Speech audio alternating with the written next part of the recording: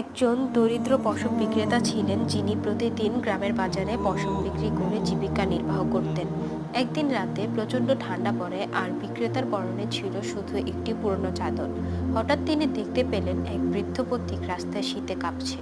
পশম বিক্রেতা কিছুক্ষণ ভাবলেন, আমার নিজেরও খুব ঠান্ডা লাগছে, কিন্তু এই বৃদ্ধ তো আমার থেকে বেশি কষ্টে আছে।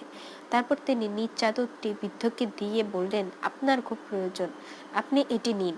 পরদিন সকালে বিক্রেতা যখন বাজারে গেলেন, দেখলেন একজন ধনী ব্যক্তি তার দোকানে এসে অনেকগুলো পশম বিক্রি করে নিচ্ছেন।